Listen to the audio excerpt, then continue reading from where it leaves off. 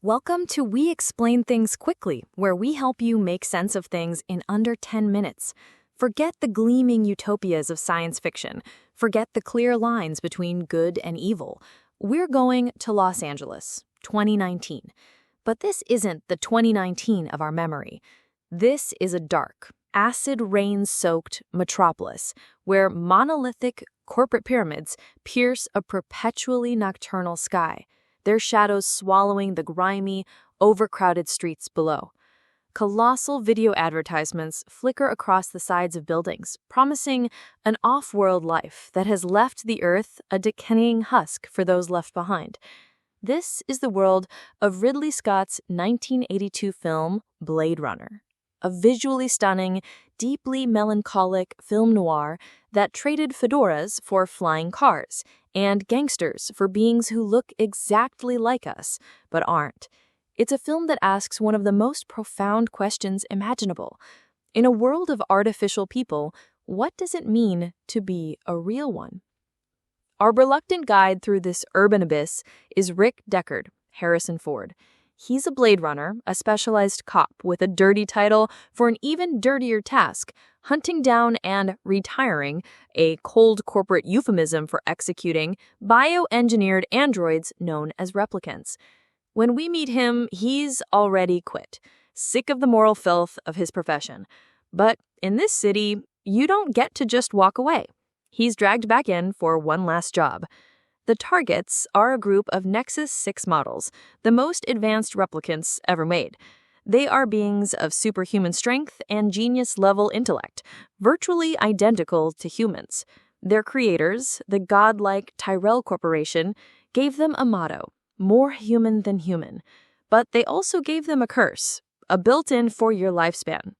This cruel failsafe was designed to prevent them from developing complex emotions and getting ideas of their own. But it didn't work. A group of them, led by the formidable and poetic Roy Batty, an unforgettable Rutger Hauer, has mutinied off-world, hijacked a ship, and returned to Earth. They aren't here for revenge. They're on a pilgrimage. They are children searching for their father, their god, Dr. Eldon Tyrell, to demand the one thing we all take for granted: more life. Deckard's job is to find them and kill them. To do this, he relies on the primary tool of his trade, the Voight-Kampff test. It's an unnerving interrogation process using a machine that measures empathetic responses by monitoring involuntary fluctuations in the iris. The test is based on the one presumed to separate humans from their artificial creations: empathy. A replicant won't show the proper emotional response to questions about slaughtered animals or abandoned children. But as Deckard begins his hunt, the film masterfully begins to blur that line. Who is really the machine here? The replicants, fighting desperately for their existence, or the cold, detached man paid to execute them? The hunt leads Deckard into the city's underbelly. He confronts Zora, a replicant working as an exotic dancer, and shoots her in the back as she flees through crowded streets, her death a pathetic and public spectacle of shattering glass. He is ambushed by Leon, a hulking replicant whose rage is born of fear, and is only saved at the last second. These are not triumphant action scenes.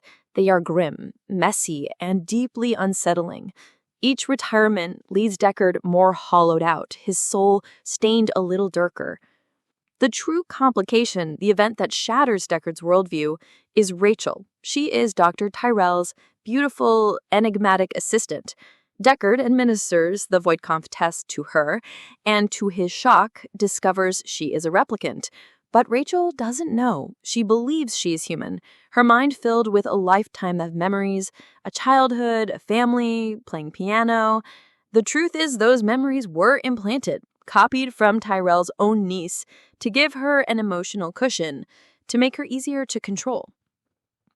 When Deckard cruelly reveals the truth to her, her entire identity collapses. Her pain, her tears, her sense of loss, they are undeniably real. This is the film's masterstroke. If a being can feel love, fear betrayal, and mourn a life it never truly had, is it just a machine? Rachel is the walking, talking embodiment of the film's central conflict, And her burgeoning, fragile relationship with Deckard forces him to question the very foundation of his job and his own humanity. While Deckard grapples with his conscience, Roy Batty, the supposed villain, is on his own tragic quest.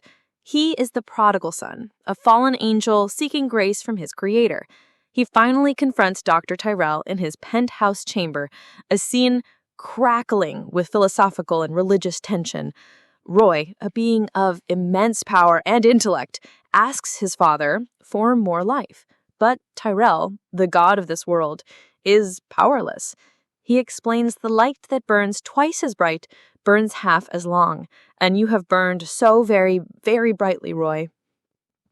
Faced with his own mortality, betrayed by the god who made him flawed, Roy commits the ultimate sin. He kisses Tyrell, a Judas kiss of farewell, and then crushes his skull. It is a moment of shocking, tragic violence, a creation destroying its creator because it loved the gift of life too much. This all culminates in one of the most iconic and poignant climaxes in cinema history. The final chase between Deckard and Roy through the dilapidated Bradbury building is a brutal mouse and chase game. Deckard is the mouse. Roy, a wounded wolf, toys with him, howling in the rain. Finally, Deckard is left dangling from a rooftop beam, his grip slipping. He is about to fall to his death.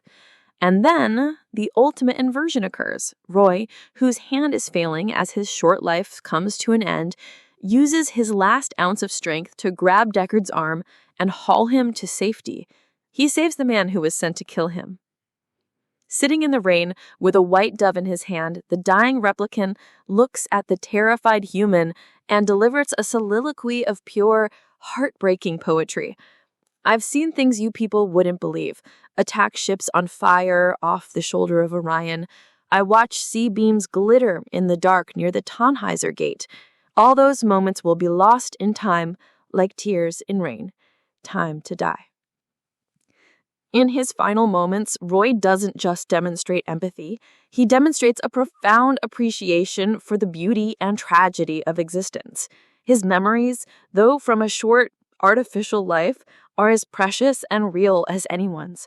The supposed machine dies with more humanity than his hunter has ever shown. The film ends on a note of beautiful ambiguity. Deckard returns to his apartment to flee with Rachel.